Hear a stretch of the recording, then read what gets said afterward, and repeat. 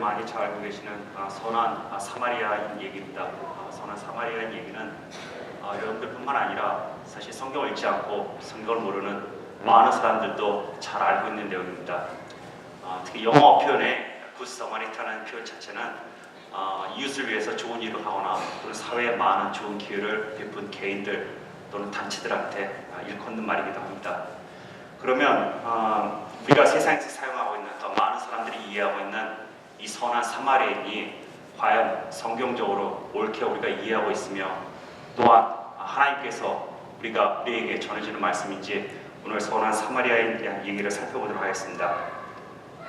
먼저 이 얘기를 살펴보기 전에 먼저 이웃사랑에 대한 얘기를 한번 살펴보도록 하겠습니다. 우리가 율법을 보면 오늘 볼 성경 말씀에도 나와 있지만은 율법을 하나님 사랑, 이웃 사랑으로 정의하고 있습니다. 그럼 여러분들이 율법에서 구약에서도 이웃 사랑에 대해서 얘기를 하고 또한 예수님이 오셔서도 이웃 사랑에 대해서 얘기를 많이 하셨습니다. 그럼 이웃 사랑을 생각할 때 과연 기독교에서 얘기하는 이웃 사랑과 불교나 또는 여타 다른 종교에서 얘기하는 이웃 사랑과 과연 같습니까? 틀립니까? 여러분 어떻게 생각하십니까?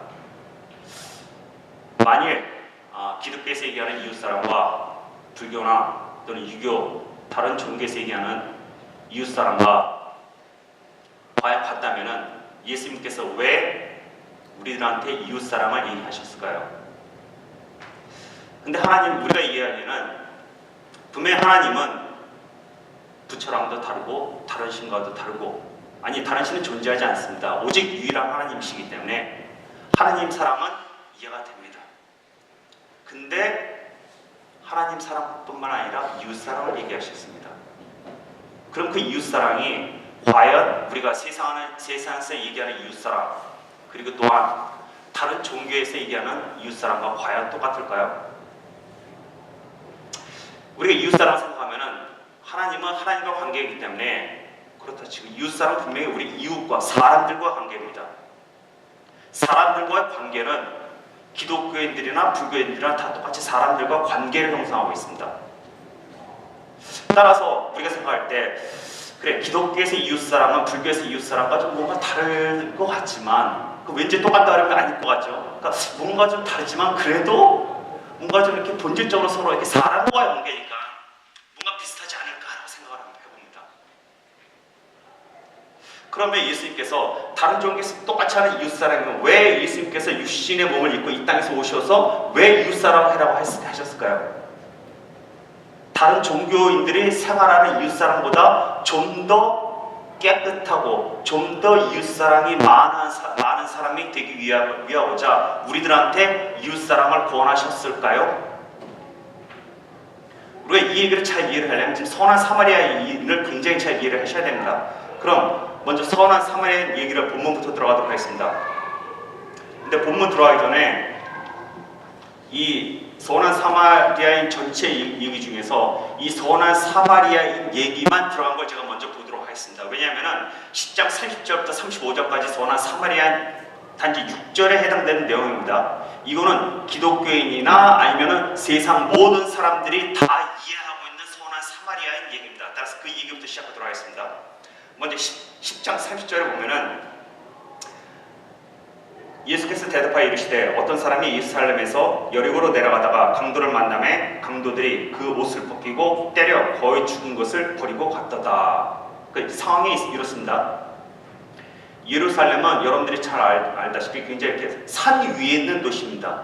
그러니까 3,000피트 되는데 우리 치면 한 1km 정도, 그러니까 굉장히 높은 지역이에요. 한 1km 정도 되는 높은 지역인데 한 17마일 정도 떨어져야 지금 여리고가 있습니다. 근데 이 예루살렘에서 쭉 내려가는 길이 한 17마일 정도 된다 그랬는데 굉장히 비탈길이 굉장히 심해요. 굉장히 비탈길이 심하고 낭떠러지도 많고 길도 험하다 보니까 예전이나 지금이나 사실 강도들이 굉장히 들끓었던 그런 길입니다. 그런데 이 강도들이 들끓었던 길에서 어떤 한 사람이 이 사람이 누군지는 성경에 나와 있지 않습니다. 따라서 이거에 대해서 추측을 하는 사람이 많은데 성경에서 얘기하지 않으면 어떤 거예요? 중요하지 않은 겁니다. 굳이 그거 가지고 여러분들 논쟁할 필요 없습니다. 아무튼 어떤 사람이 거기서 강도를 만나가지고 옷도 벗기고 거의 죽어 있는 상황인데 31절에 보면은 마침 한 제사장이 지나갑니다. 제사장이 지나가는데 그 제사장이 그를 보고 피해서 지나갑니다. 첫 번째 등장인물이 제사장입니다. 제사장이 그 거의 반 죽어 있는 사람을 보고 이렇게 피해서 지나갑니다. 두 번째 등장인물이 나오는데 레위인입니다. 32절. 이 레위인도 마찬가지로 그 사람을 보고 피해서 지나갑니다. 다음에 세 번째 등장인물이 나타납니다. 사마리아인입니다. 33절. 어떤 사마리아인은 여행하는 중 거기에 이르러 그를 보고 불쌍히 여겨. 사마리아인은 다르게 행동을 합니다. 앞에 두 사람과 달리 불쌍히 여겨. 34절. 가까이 가서 기름과 포도주로 그 상처에 붓고 싸매고 자기 짐승에 태워 주막으로 데려가서 돌봐주니라. 그 이튿날 그가 주막 주인에게 데나리온 둘을 내어주면서 이르되 이 사람을 돌봐주어라. 비용이 더 들면 내가 돌아와서 갚으리라 라고 얘기를 했습니다. 즉 이 사람이 도둑맞은 사람을 가서 자기 동물 위에 태워서 주막에 가서 하룻밤 같이 보살펴 주었습니다. 보살펴 주고 그 다음날 떠나면서 두 데나리온을 주고 추가적인 비용을 지불하고 또한 추가적으로 비용이 더 추가적으로 드는 게 있으면은 내가 나중에 돌아와서 그것마저도 다 지불하겠다라고 얘기를 합니다. 자, 사마리아 얘기는 여기까지가 끝입니다. 여러분들 이 사마리아 얘기를 듣고 어떤 생각이 드십니까? 제사장이나 레위인도 못한 이 사람을 사마리아인이 했습니다. 이 사마리아 얘기를 듣고 많은 사람들이 굉장히 감명을 받았다고 합니다. 그렇지. 이웃끼리 서로 돕고 살아야지. 최소한 이런 사랑을 해야지 사회가 더 건강한 사회가 되고 좀 더 좋은 사회가 되지 않을까. 그래서 안 믿는 사람들도 이 사마리아인 얘기를 가지고 자선단체를 만들고 이웃을 많이 돕고 있습니다. 나쁜 거 아니야. 아주 좋은 겁니다. 아주 좋은 겁니다. 근데 한번 이런 질문을 해볼게요.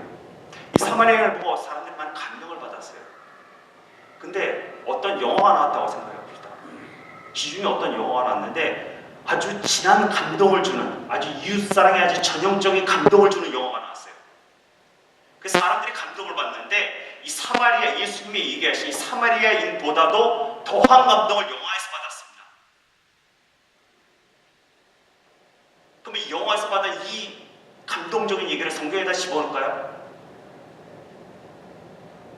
이 이웃사랑 얘기를 얘기하기 위해서 사람들한테 이제 사마리아인 보지 마. 더 감동적인 얘기가 있단다. 그 영화를 봐. 이웃사랑 이렇게 하는 거야. 여러분들 과연 그렇게 얘기하시겠습니까? 예수님께서 왜 이 땅에 내려오셨습니까? 왜 육신의 몸을 가지고 이 땅에 오셨죠?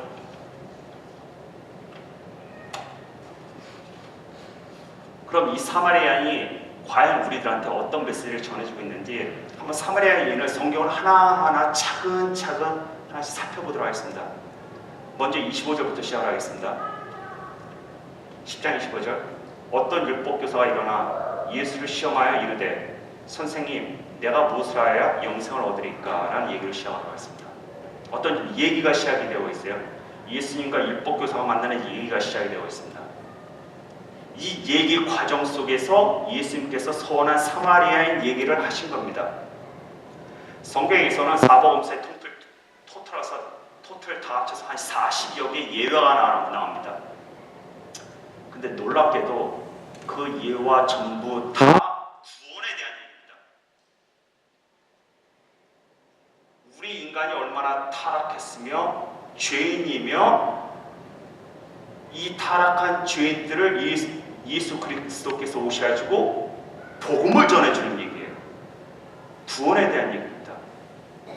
근데 오늘 약간 그거랑 한 가지 예외와 같은 얘기가 바로 선한 사마리아 얘기가 나오는 겁니다. 분명히 여기 율법교사가 나오는데 지금 등장인물은 율법교사부터 시작됩니다. 이 율법교사는 예수님을 믿지 않는 사람이에요. 우리가 뭐를 보면 알 수 있죠? 25절을 보면은 어떤 율법교사가 일어나 예수를 시험하여 이르되, 이 사람은 왜 예수님한테 왔죠? 예수님을 시험하기 위해서 온 겁니다. 예수님을 예수님을 시험해가지고 넘어뜨려가지고 감옥에 보내든지 예수님한테 해를 하기 위해서 온 자입니다. 그러면은 이 예수님을 해하러 온 사람한테 예수님이 전한 얘기가 분명히 예수님을 안 믿는 사람이에요. 안 믿는 사람인데 예수님이 이 사람한테 야 가서 선한 일 좀 많이 해 라고 얘기를 하셨을까요? 예수님을 안 믿으면 분명히 지옥길로 갈 게 뻔한데 지옥길로 갈 게 뻔한 사람한테 예수님이 오셔가지고 하는 얘기가 야 착한 일 좀 더 많이 해 라고 권하셨을까요? 이 사람이 예수님에게 어떤 질문을 했는지 한번 보도록 하겠습니다. 이 사람이 예수님을 시험을 했는데 시험을 하면서 하는 얘기가 선생님 내가 무엇을 하여야 영생을 얻으리까? 질문이 뭐로 시작이 되고 있어요? 영생입니다. 영생. 이 율법교사의 질문은 영생에 대한 질문을 했고 그러면 사마리아인에 대한 대답은 뭐에 대한 얘기예요? 영생에 대한 대답입니다. 예수님이 동문서답하셨을 것 같으세요? 예수님이 이 사람의 취지를 잘못 이해해주고 예수님이 딴소리를 하셨을 것 같습니까? 이 사람은 잘못된 동기를 가지고 예수님한테 찾아왔으나 가장 중요한 질문을 했습니다.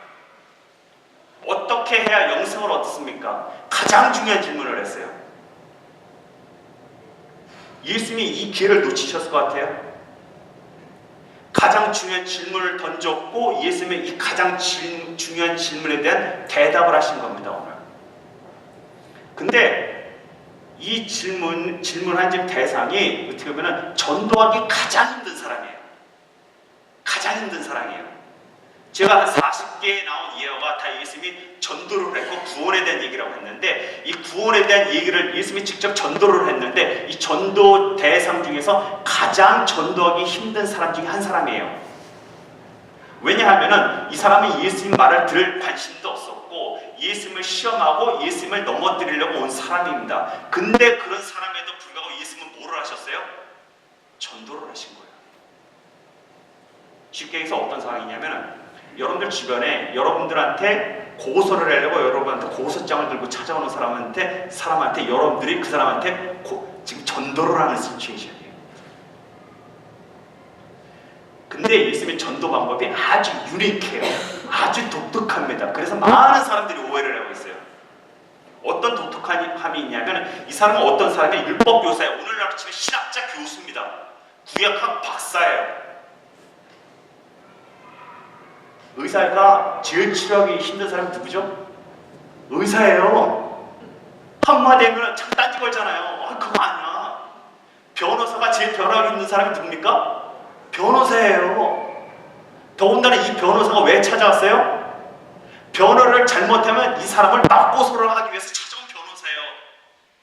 그러니까 얼마나 변호하기 힘든 상황이에요. 근데 이 사람을 예수께서 지금 전도를 하고 있습니다. 이 사람이 율법에 뛰어난 사람이기 때문에 이 사람이 그 율법에 뛰어나다고 생각하는 사람, 이 사람의 특징은 뭐냐면 율법을 아주 잘 알고 자기가 그 율법을 아주 잘 지키고 있다고 생각하는 사람이에요. 율법을 잘 알고 율법을 잘 지키고 있다. 그럼 이 사람을 전도하기 위해서는 어떻게 해야 되죠? 이 사람 속에 마음속에 가지고 있는 그 벽을 허물어야 됩니다. 그 벽이 뭐예요? 율법의 벽이에요. 율법의 벽.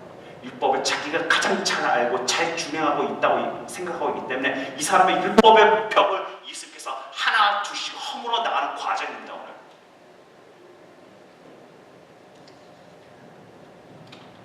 그러면 예수께서 이제 답을 보도록 할게요. 예수께서 이르시되 26절 보도록 하겠습니다. 이 사람이 율법 선생이라는 걸 전제로 하고 이제 예수께서 질문하신 거예요. 이르시되 율법에 무엇이라 기록되어 있으면 내가 어떻게 읽느냐. 지금 뭘 물어봤어요? 이 사람의 전공을 물어봤어요. 그러니까 예를 들어가지고 수학 교수가 왔으면 뭘 물어본 거예요? 수학에 대해서 질문을 한 겁니다. 아주 예수님답죠. 그 사람이 가장 자신 있어 하는 걸 질문을 했어요. 그럼 이 사람의 대답이 어땠을까요? 아주 자신 있거든요. 27절 대답하여 이르되 내 마음을 다하며 목숨을 다하며 힘을 다하며 뜻을 다하여 주 너의 하나님을 사랑하고 또한 내 이웃을 내 자신같이 사랑하라 하였나이다 라고 이 율법 선생이 대답을 하세요. 근데 그럼 예수님께서 뭐라고 하셨습니까? 옳다. 내 대답이 옳다라고 얘기를 하셨어요. 28절에 내 대답이 옳도다. 이를 행하라. 분명 이 사람 하나님 사랑 이웃 사랑을 얘기했거든요. 예수님이 막 이를 행하라. 뭐 잘못된 거 있습니까? 없죠? 근데 그 다음에 아주 이상한 뚱딴지 같은 대답이 나와요. 내가 이를 행하라 라고 얘기하면서 그리하면 살리라 라고 얘기하셨습니다. 살리라는 얘기 무슨 얘기죠? 이 사람 분명히 영생을 어떻게 영원히 사느냐를 물어봤는데 예수님께서 뭐라 그랬어요? 너가 율법을 지키고 하나님을 사랑하고 이웃을 사랑하면은 영원히 산다라고 얘기를 하셨습니다.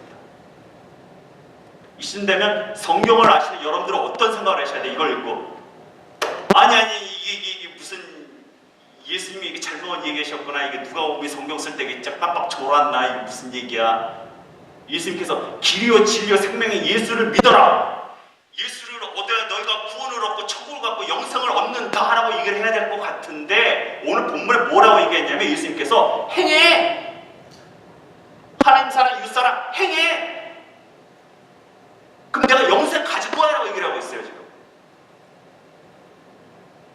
여러분들 성경을 정말 아시는 분이면 이런 성경 볼 때 어때야 돼요? 눈이 번쩍 뜨여야 돼요 지금. 아니 이게 뭐야? 왜? 우리가 아는 성경과 지금 다른 얘기를 하고 계시거든요 예수님께서. 지금 이 얘기 왜 그랬을까요?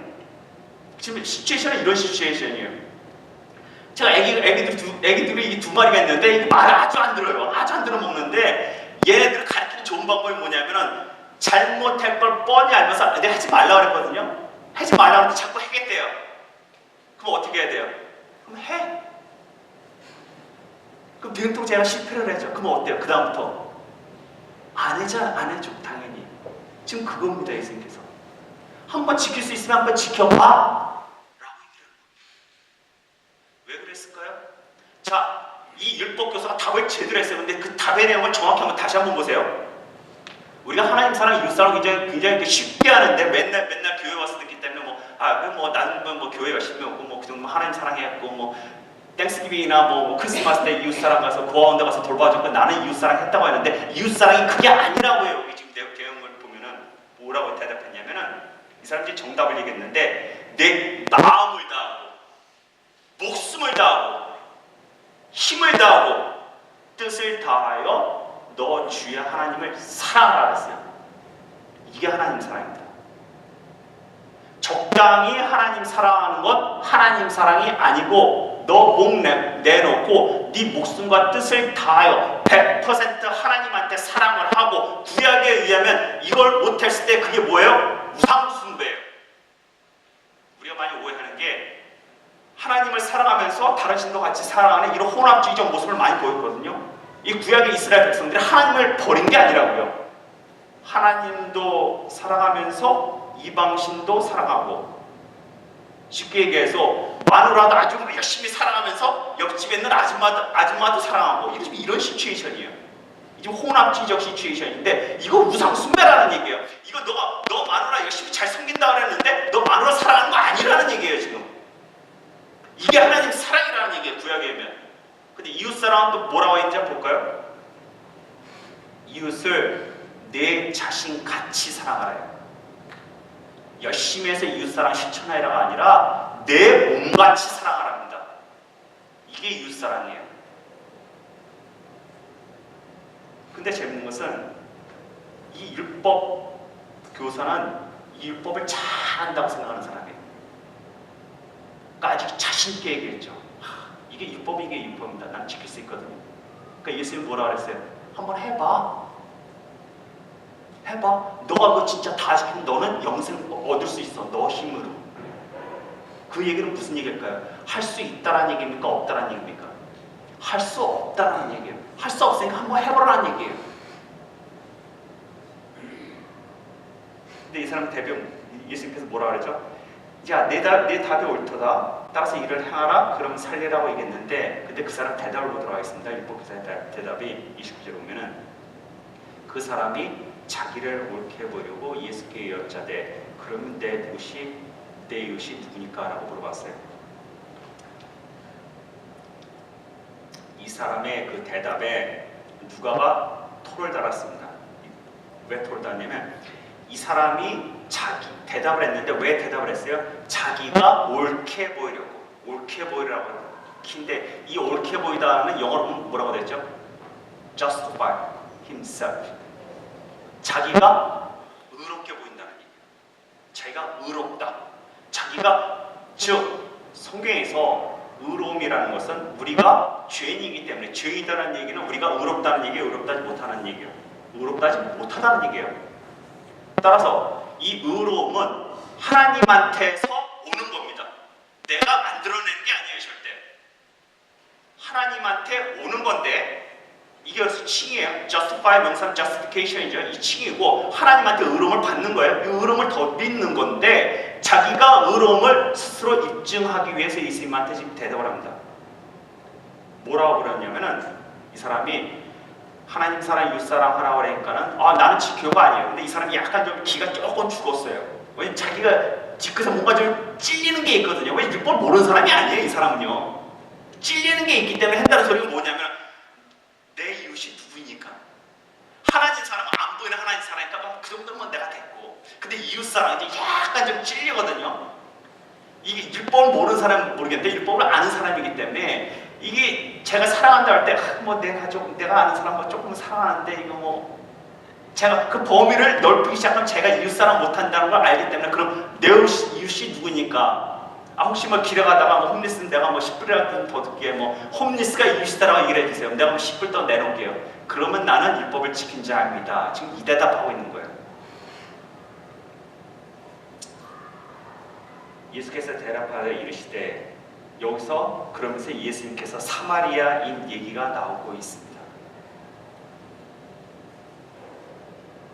근데 이제 사마리아인 얘기가 나오는데 여러분들이 이 사마리아인이 어떤 의미를 지니고 있는지 여러분들 좀 이해를 하셔야 돼요. 여기 세 명의 등장인물이 나온다 그랬죠. 31장 1절에 제사장, 32절에 레위기인, 33절에 사마리아인 얘기가 나오는데 이 사마리아인은 사실 그 당시에 사실 이방인들보다 더 못한 사람으로 취급을 했어요, 유대인들이. 왜냐면 그 유대인들 같은 이방인들을 어떻게 취급을 했냐면 하나님이 지옥의 땔감을 쓰기 위해서 만들어 놓은 사람이라고 여겼어요. 지옥의 땔감을 쓰기 위해서 만들어 놓은 사람이라고 여겼기 때문에 자기 아들이나 딸이 이방인과 결혼하면 어떤 일이 생기죠? 이게 죽는 거니까요, 그죠? 지옥의 땔감과 같이 이제 몸을 섞는 거기 때문에 거기서 장례식을 치러버렸습니다. 이제 동네에서 다. 혹시 결혼은 다 못했지만 결혼하면 동네에서 장례식 치러버렸어요. 근데 이 사마리아 사람들은 나중에 이제 이주 과정에 있어서 이방인과 같이 섞이면서 혼혈 민족이 됐는데 지금 어떤 시츄에이션이냐면 한국에서 옛날에 이렇게 일제시대 때 일본인이 있으면 일본인 치아에 빌붙어서 친일 행적을 하면서 한국 사람들 못되게 구먹는 사람 있잖아요. 이런 사람이니까 일종이면 반역자 같은 사람이에요. 도대체 사랑할래야 사랑할 구석이 전혀 없고 조금 반드시 지옥에 가서 지옥의 땔감으로 같이 이방인들과 타 죽어야 될 인간으로 생각되는 게 그런 사마리아 인간이에요. 근데 재미나게 지금 예수님께서는 두 부류를 딱 나눠서 지금 설명을 하고 있습니다. 하나는 제사장과 레위인데 제사장과 레위인은 이 사람한테 지금 율법 선생한테 어떤 사람이죠? 인간으로 치면 하나님과 가장 가깝고 가장 착한 일 잘하면서 가장 도덕적으로 사는 인간의 대표 선수와 같은 사람이에요. 그래서 우리가 우리 교회랑 다른 교회랑 교회 대학 족구 대회를 한다면 누구 뽑아요? 교회에서 족구를 잘하는 사람을 찾아서 뽑잖아요. 마찬가지죠. 인간 중에서 하나님 말씀 그래도 잘 믿고 인간의 대표 선수로서 하나님 잘 따를 만한 사람 뽑아서 예를 들어놓은 겁니다. 근데 그 예를 보면 아주 재밌어요. 이 제사장과 레위인이 지나가는데 그냥 바빠서 지나가는 게 아니에요. 헬라어는 분명히 나오는데 여기서 우리 번역을 피해서 지나갔다라고 얘기하거든요. 이 피한다는 얘기가 안티예요.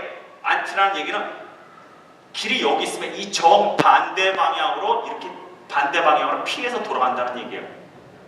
그 사람을 보고서 에이, XX, 올 재수없어 이거예요. 그냥 바빠서 지나가는 게 아닙니다. 지금 이런 시츄에이션인데 근데 사마리아 사람이 나타나서 어땠죠?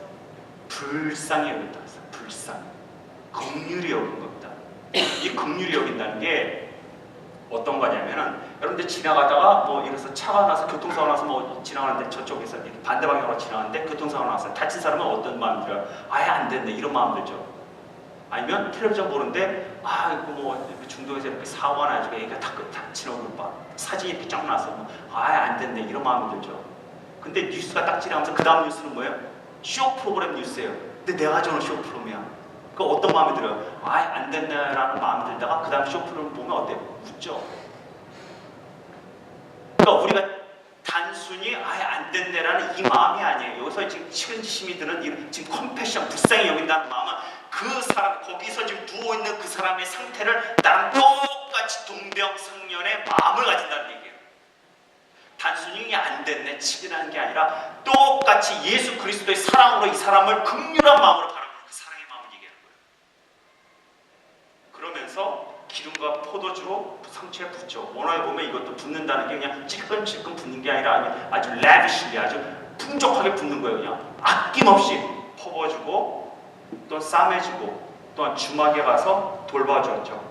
그러면서 그 다음날 밤새도록 돌봐주고 그 다음날 떠나면서 추가적으로 돈도 2데나리 정도 주고 그 다음에 또 어떻게 했어요? 비용이 들면 나중에 얼마나 더 내가 다 다시 줄게. 아, 이 사람 나중에 과대 청구하면 어떻게 하려고? 지금 어떤 사람을 보여주는 거예요? 아낌없는 사람을 보여주는 겁니다. 그죠? 그러면서 예수님께서 하시기를 내 생각에는 이 사람들 중에서 누가 강도 만난 자였이 강도 만난 자의 이웃이 되겠느냐라고 질문을 해요. 자, 이 강도의 질문으로 다시 돌아가겠습니다. 강도의 질문은 무엇이에요? 내 이웃이 누굽니까?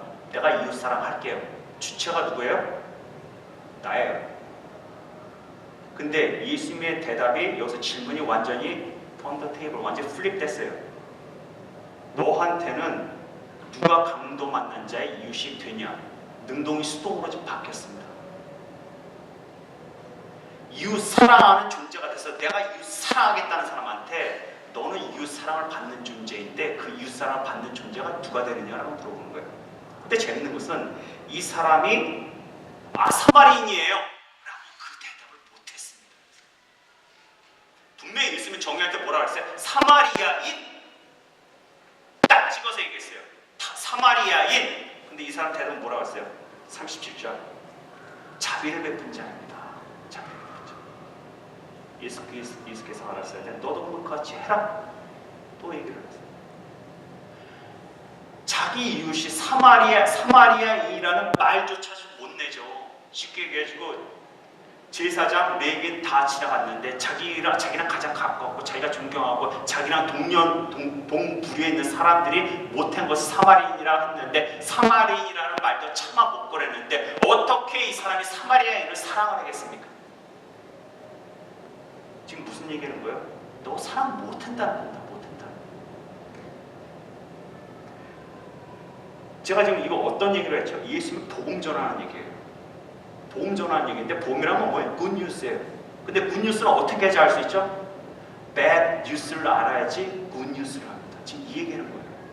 즉 나야가라 폭포에서 나야가라 폭포 쫙 떨어지잖아요.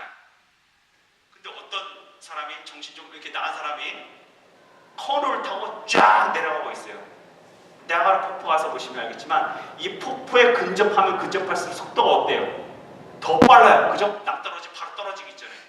따라서 어떤 사람 내려가는데 나야가라 폭포에 근접하면 속도가 더 빨리 내려가기 시작하는 거예요. 막 싱싱 달리기 시작하는 거예요. 롤러코스터 타시.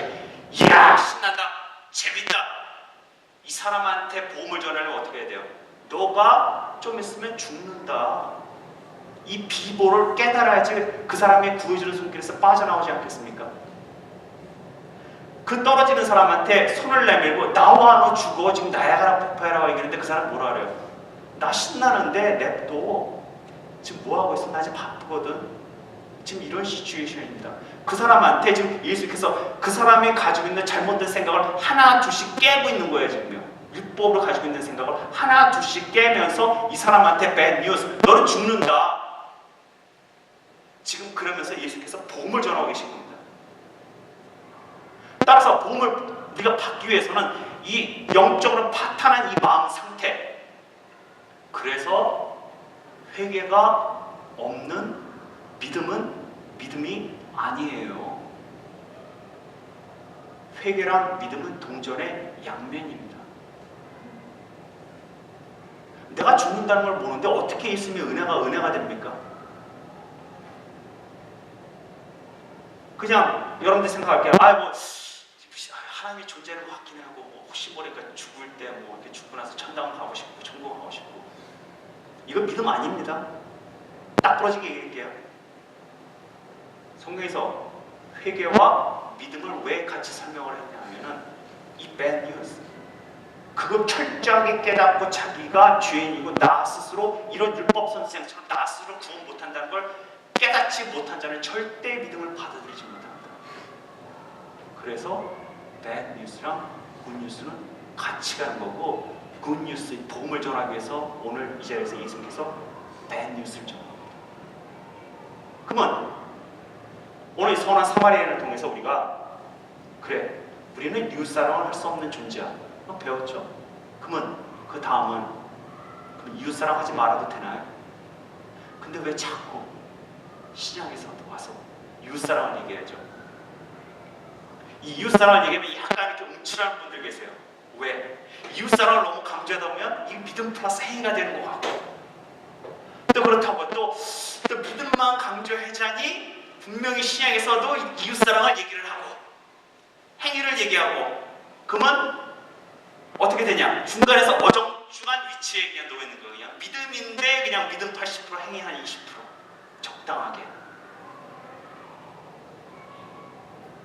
왜 이웃사랑을 강조했죠? 이웃사랑 안 해도 되나요? 요한복음 13장 잠깐 보고 요한일서 보고 마치도록 하겠습니다. 요한복음 13장 보면은 13장 35절, 너희가 서로 사랑하며 이로써 모든 사람이 너희가 내 제자가 된 줄 알리라. 사랑을 뭐로 설명해놨죠? 믿는 자, 제자임을 나타내는 증거예요. 그죠? 즉 믿음을 가진 자가 영어로 벤치마크 같은 겁니다. 이 벤치마크로서 믿음을 나타낸 트루프에서 보이는 게 뭐예요? 사랑이에요. 근데 이 사랑을 좀 더 자세히 설명하도록 하겠습니다. 요한일서 넘어갈게요. 자, 요한일서 오늘 2장과 7장을 볼 때, 2장 7절과 8절을 볼 텐데, 이 사랑을 보면 분명히 하나님이 모세를 통해서 사랑에 대한 율법을, 이웃사랑에 대한 율법을 전해주셨고, 또한 예수님이 이웃사랑을 얘기를 하셨죠. 그럼 이게 어떻게 연관이 될까요? 2장 7절 보도록 하겠습니다. 사랑하는 자들아, 내가 새 계명을 너에게 쓰는 것이 아니라 너희가 처음부터 가진 이의 계명이니 이의 계명은 너희가 들은 바 말씀이거니와, 이의 계명이라고 얘기를 했어요. 즉 옛날부터 가지고 있던 계명이라는 얘기입니다. 근데 2장 8절 보면은 다시 내가 너희에게 새 계명을 쓰노니 그에게와 너희에게도 참된 것이라. 이는 어둠이 지나고 참 빛이 벌써 비춤이니라. 즉 이 얘기는 뭐냐면은 이웃사랑을 뭘로 설명해? 옛 계명인데 새 계명이다 라고 얘기를 했어요. 아주 요한의 아주 전형적인 어떤 그 설명 기법인데, 이 요한이 참 어떻게 보면 헷갈리는, 어떻게 보면 선문답 같은 얘기를 굉장히 많이 해요. 자, 이웃사랑을 얘기할 때 옛 사랑이다 라고 얘기를 하면서 또 새 사랑이, 새 계명이다, 옛 계명이고 또 새 계명이다 라고 얘기를 했어요. 즉 뭐냐면은 지금 말하는 이웃사랑이 예전에 얘기했던 이웃사랑과 같은데 다르다라고 얘기하는 거예요. 잘 이해하셔야 됩니다. 여러분들 이걸 이해를 못하면 이웃사랑이 무슨 얘기인지 몰라요. 많은 교회에서 맨날 이웃사랑 하는데 이웃사랑이 뭔지 모르면 안 되잖아요. 정신 바짝 차리세요. 자, 옛 계명이고 새 계명이라고 한 얘기는 이웃사랑이 옛 계명이고 새 계명이라는 얘기는 옛날에 얘기했던 이웃사랑과 지금 얘기하는 이웃사랑이 같은데 다르다고 얘기했어요. 그럼 그 답은 같은데 다르다? 그 의미를 어디서 찾아야 될까요? 바로 여기 성경에 나와 있어요. 바로 다음에 뭐라고 그랬냐면은 2장 8절에 내가 너에게 새 계명을 쓰노니, 그러면서 설명을 했어요. 새 계명을 쓴다는 의미가 어떤 건지. 뭐라고 했습니까? 그에게와 너에게도 참된 것이라 라고 설명을 했어요.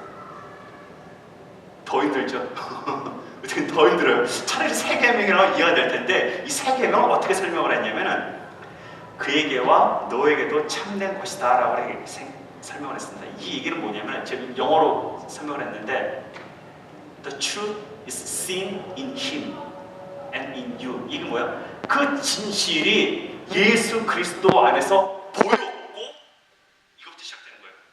자, 새 계명을 쓴다고 했는데 예수 그리스도 안에서 보였다고 설명을 하고 있어요. 그 얘기는 뭐죠? 예전에 이 계명으로 던져줬는데 모세 율법부터 통해서 이 계명을 보여줬는데 그 계명이 뭔지 보였다는 얘기예요? 안 보였다는 얘기예요? 안 보였다는 얘기예요. 안 보였는데 그 계명이 예수가 옴으로 말미암아 보였다는 얘기입니다. 이 얘기는 뭐냐면은 예전에 이웃사랑을 얘기했는데 그 이웃사랑이 뭔지 그냥 희미하게 그냥 단편적인 모습만 그냥 그림자로 희리무시하게 보였는데 그 희미한 그 계명이 이제 예수가 오심으로 말미암아 뚜렷이 보였다는 얘기예요. 다시 쉽게 얘기해가지고 김치를 한 번도 안 먹어본 사람한테 김치 맛을 어떻게 설명하겠어요? 기껏 설명해 썩은 양배추라고 설명을 했죠. 그죠? 뭐 썩은 양배추인가 보다. 이 사람이 김치 개념이에요. 근데 그 사람이 김치 맛을 딱 보고 나면 어때요? 아, 이게 김치구나. 바로 이 얘기입니다. 즉 우리가 이웃사랑을 할 때 이웃사랑이 살면서 부모가 자식 하나 보여주는 사랑도 보이고, 근데 사랑만 하니까 신경질을 내고 화도 내고 때로는 뭐 이상한 뭐 그런 것도 하고 뭐 세상에 보이는 이웃사랑의 흔적들이 단편적으로만 보이는데 이게 다 불완전하고 가짜라는 겁니다. 근데 예수 그리스도가 옴으로 말미암아 그게 진짜 이게 하나님이 얘기한 이웃사랑이야 라고 이웃사랑이 무엇인지 보여줬다는 얘기예요. 그러면 기독교에서 얘기하는 이웃사랑과 세상 다른 종교에서 얘기하는 이웃사랑이 같아요? 달라요? 다른 겁니다. 다른 종교에서는 이웃사랑이 흉내는 낼 수 있겠죠. 근데 성경적 표현은 그 이웃사랑 아니라는 얘기예요. 이웃사랑은 오직 예수 그리스도 안에서만 진정으로 보여줄 수 있는 거라는 얘기예요. 그래서 구약에서는 너희들이 이웃사랑이 뭔지 몰랐다. 하지만 이제 완전한 모습을 너희가 보지 않았느냐. 그래서 새 계명이라고 얘기를 하는 겁니다. 근데 더 놀라운 것은 예수 그리스도 안에서 완전한 사랑이 보였다. 거기까지 이해가 되는데 그 다음에 뭐래요? 너희한테도 보인다라고 얘기합니다. 굉장히 중요한 의미를 담고 있어요. 자, 구약에서는 어떤 인간들한테도 보여질 수 없는 그런 사랑이 누구한테 보여진다고요? 하나님을 믿는 우리들한테 보여진다는 얘기예요. 이 얘기는 자, 인간이 어떻게 그런 하나님 사랑할까? 이거 불가능한 얘기거든요. 근데 여기서 이제 가능한 것처럼 얘기하고 있어요. 이게 무슨 얘기냐면 예수 그리스도를 믿는 사람은 성령 하나님이 내주하셔서 성령 하나님이 존재하기 때문에 완전히 불가능했던 것이 이제 가능하기 시작했다는 겁니다.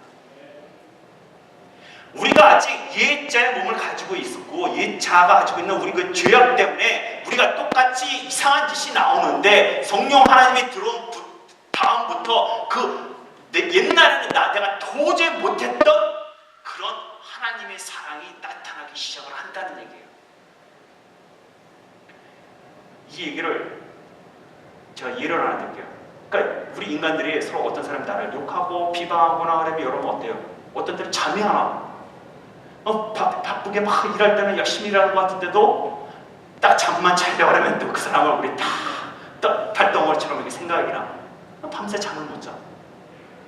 그 사람은 다 그런 거거든요. 믿는 자들은 어떻게 했어요? 기도해야죠.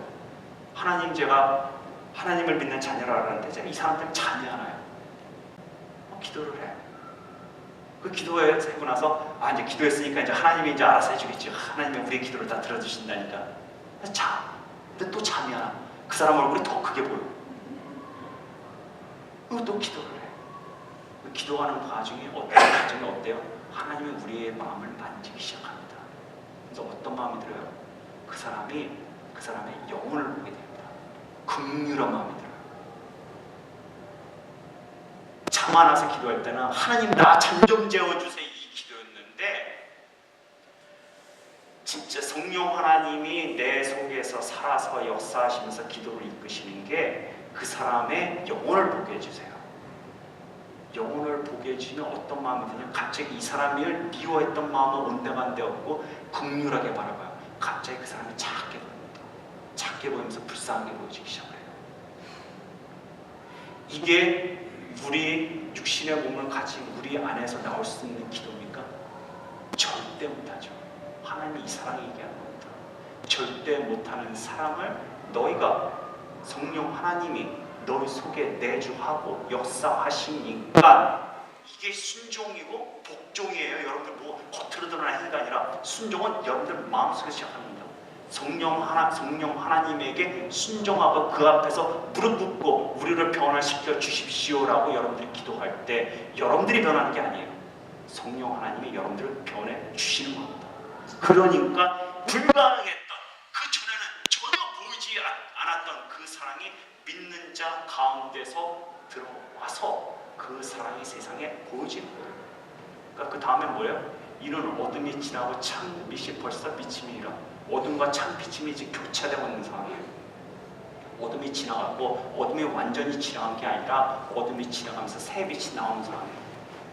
물론 이 어둠은 완전히 다 소멸되고 예수님이 재림할 때 없어지만 아직은 우리가 그 중첩된 과정 속에 있습니다. 따라서 우리가 기독교인들도 죄를 짓고 이상한 짓도 하고 다 하지만 그 속에서 우리가 하나 둘씩 성령의 인도를 따라가는 삶을 살아가는 이게 하나님이 바라는 사랑이고, 이게 믿는 자들이 반드시 이루어야 될 일이고, 이게 성령의 열매이고, 이 열매는 내가 만들어낸 열매가 아닙니다. 그래서 성령의 열매 가장 첫 번째 열매가 뭐예요? 사랑이에요. 사랑. 그리고 이 사랑은 갈라디아서 5장에서 뭐라고 했냐? 사랑으로 역사하는 믿음입니다. 그러면 사랑과, 우리가 흔히 이웃사랑이라고 하는 이 사랑과 믿음과 어떤 관계가 있어요? 믿음이 표출돼서 나타나는 게 사랑이고, 이 믿음과 사랑은 수레바퀴 양쪽에서 돌듯이 같이 돌아갑니다. 성령의 열매가 사랑이듯이. 따라서 믿음과 사랑은 두 개가 아닙니다. 그죠? 믿음과 행위는 두 개가 아니에요. 어떤 거예요? 다 믿음 안에서 자라는 겁니다. 그럼 그 토양은 다 뭐예요? 믿음. 그래서 오직 믿음입니다. 오직 믿음이라 그래서 행위를 무시하는 영지주의 같은 이단이 아니라, 행위를 무시하는 믿음이 아니라, 이 믿음은 변화되고 성령의 열매를 맺는, 변화를 이루는 그런 파워풀한 믿음입니다. 근데 이 파워가 없으면 거짓 믿음으로 빠져요.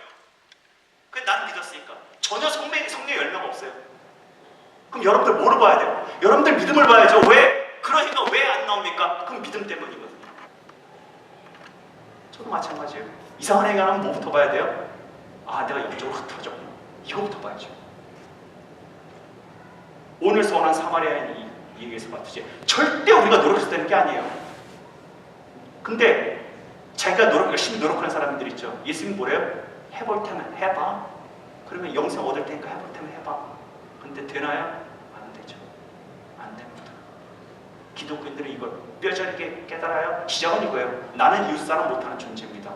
하지만 성령 하나님이 역사하셔서, 임재하셔서 저를 이웃사랑에 이끌어내 주시옵소서. 하나님한테 무릎 꿇는 자, 이게 기독교입니다. 오늘 들은 말씀 생각하면서 함께 기도해 보도록 하겠습니다.